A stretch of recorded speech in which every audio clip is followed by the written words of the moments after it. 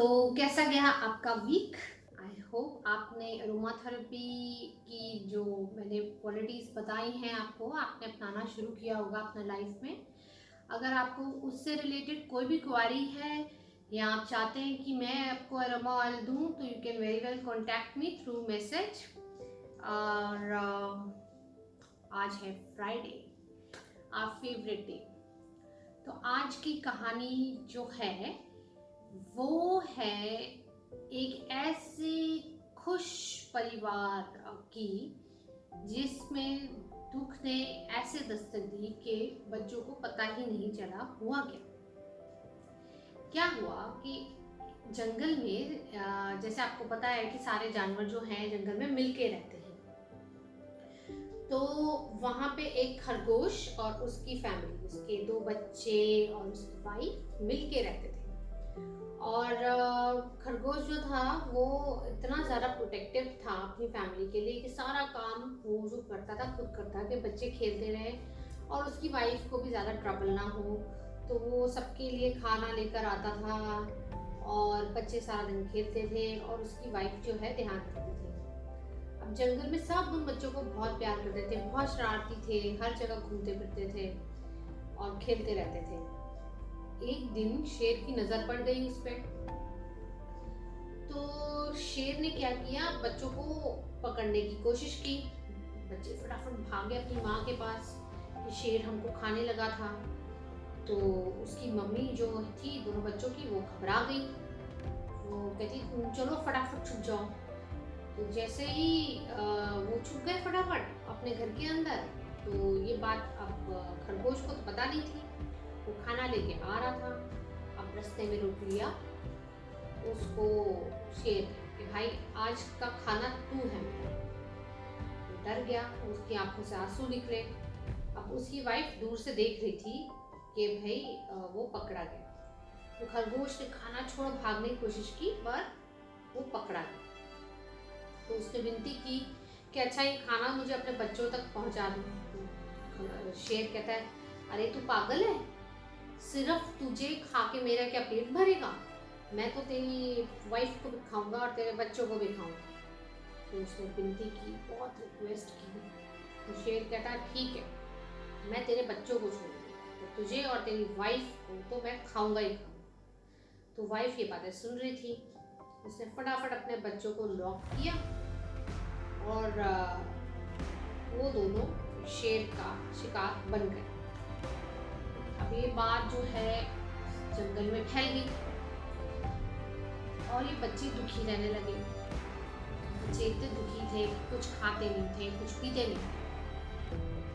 तो जो वहाँ पे सबसे पुराने चिंपैंजी थे, उन तक ये बात पहुँच गई कि भाई परिवार में ऐसा हुआ है, अब दोनों छोटे छोटे बच्चे हैं, अब वो कुछ खा पी नहीं रहे, बहुत दुखी। तो आप चल के उनसे बात करो, हम खाना देते पर वो नहीं खाते, ना वो खुद जा रहे हैं हंट करने। तो चिंपैंजी जब चले, सबसे बड़े थे वो वहाँ के, उन्होंने अपने साथ एक पोटली ली। सब देख रहे थे कि ये पोटली क्या है, किस चीज़ की है। तो वो गए, उन्होंने बच्चों को बाहर बुलाया, प्यार से सहलाया। कहते तुम दुखी हो, हम जानते हैं। बच्चे कोई जवाब ही ना दे।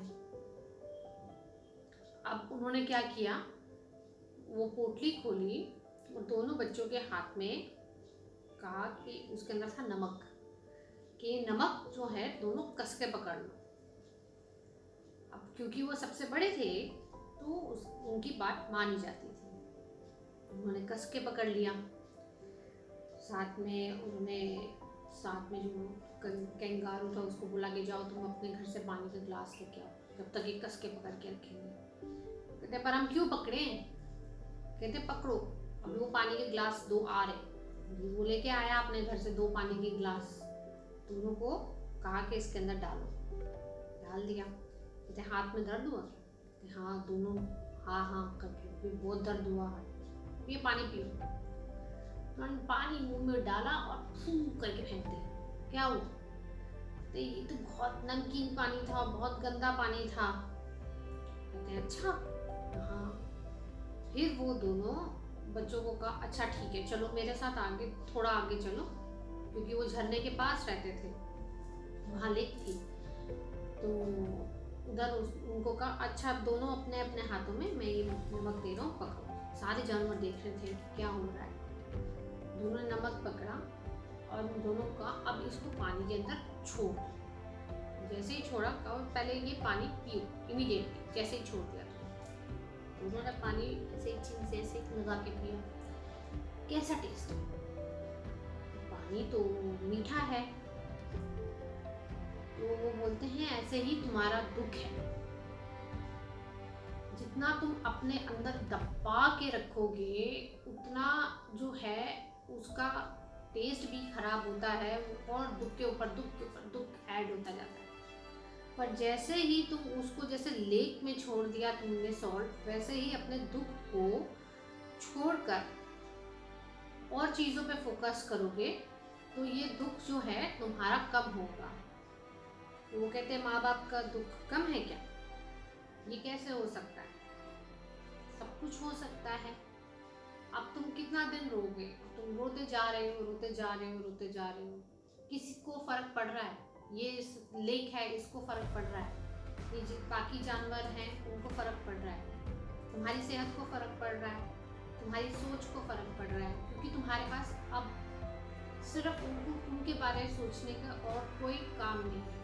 सबसे पहले तो उनको थैंक यू करो कि तुम इतनी अच्छी लाइफ दी उन्होंने तुम्हें, और उसके बाद जो है अब अपना काम शुरू करो, अपनी हंटिंग शुरू करो, थोड़ा बाहर निकलो, अपने दुख को बांटो।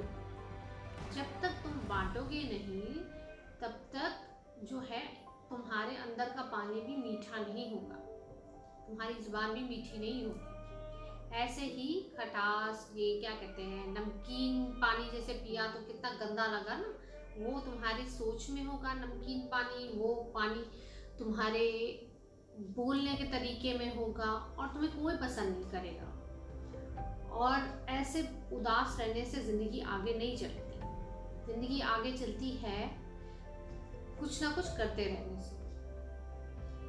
और ये दुख जो है कभी ख़त्म होता नहीं, ये दुख आपके पास ही रहेगा, आपके दिल में रहेगा। बस आपको फोकस चेंज करने की ज़रूरत है।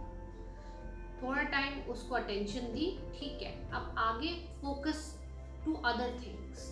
आपको क्या लगता है कि आपके जो माँ बाप गए हैं उनके पेरेंट्स नहीं थे, उनके दिल में दुख नहीं था, पर उन्होंने अपने दुख को साइड रखा और आपको इतना प्यार किया और वो आगे चले। तो ये सीख तो लो कम से कम अपने पेरेंट्स से। जो बच्चे थे काफ़ी शर्मिंदा हुए और बोला कि ठीक है हम आगे जो है कोशिश करते हैं कि हम जगह बदलें और हम अपने थोड़ा सोच में प्रभाव लाएं और हम अपनी हंटिंग खुद करना शुरू करें। सारे जंगल वाले इकट्ठे हो गए थे, हम सिखाएंगे तुम्हें, हम बताएंगे तुम्हें, तुम्हारे पापा ने तो तुम्हें कुछ करने नहीं दिया, हम सिखाएंगे। तो ऐसे उनको हेल्प मिली। तो वो जो चिंपैंजी थे उनका देखा तुमने अपना दुख जब सबके सामने खोला तो तुम्हारे पास हेल्प भी आई। यही तुम कितने दिन से भूखे हो अंदर, किसी से बात नहीं कर रहे, ऐसे तो तुम जो है ख़त्म हो जाते। और ये तुम्हारे पेरेंट्स को अच्छा लगता क्या? नहीं अच्छा लगता ना। पेरेंट्स भी यही चाहते हैं कि हमारे बच्चे आगे बढ़े और हमारी वजह से उनको कोई दुख इतना ना हो कि वो अपनी ज़िंदगी में आगे बढ़ नहीं पाए। हर एक का अपना लेसन होता है लाइफ में जीने का, और हर एक का अपना प्लेजर प्लेस होती है। तो उसको भी देखो, थोड़ा हंसो भी, थोड़ा हंसाओ भी। दुख सबके दिल में है, उसका एक कोना है, उसे कोने में ही रहने दो। उसको जब तुम बढ़ावा दोगे तो वो पूरे शरीर को अंदर से खोखला कर लेगा। तुम्हारी सोच पे खोखलापन आ जाएगा, तुम्हारे शब्दों में खोखलापन आ जाएगा।